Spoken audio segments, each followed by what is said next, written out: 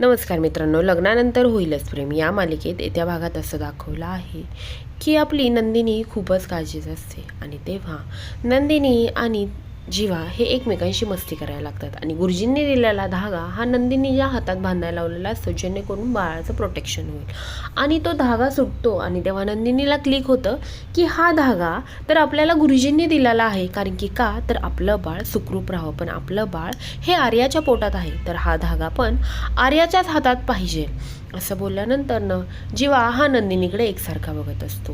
आता हा धागा नंदिनी ही आर्याच्या हातात बांधणार असते। आता हा धागा नंदिनीच्या हातात नसून आर्याच्या हातात आहे, ह्याच्यामुळे घरात काही प्रश्न उठतील का?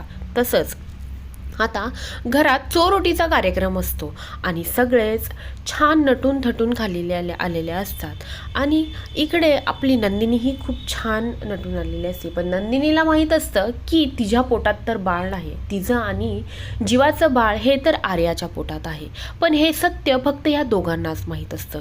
आणि सगळ्या कार्यक्रमात जीवा आणि नंदिनी हे आर्याची काळजी तर घेतच असतात, पण जास्त करून नंदिनी ही आर्याच्या कडेला गेली हे काही एवढं निदर्शनात येत नाही, पण जीवा हा आर्याची काळजी घेताना लक्षात आल्यानंतर बाकीच्यांच्या नजरेत काहीतरी वाईटच गोष्टी पडतात।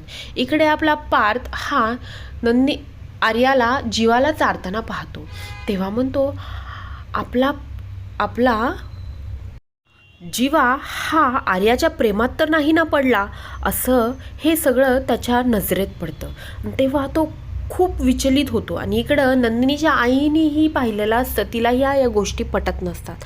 आता इकडे पार्थ रूममध्ये जातो तेव्हा त्याला काव्या ही पार्थला विचारते, का हो काय झालं, एवढं का तुम्ही असं अस्वस्थ आहात, काही झालं आहे का? आता इकडे पार्थला तर काही कळतच नसतं आणि इकडे जीवाचं हे वागणं पार्थला खूप जास्त खटकत असतं। पार्थ ह्या सगळ्याच्या मुळाशी जाईल का हे पाहण्यासाठी विसरू नका लग्नानंतर होईलच प्रेम। धन्यवाद।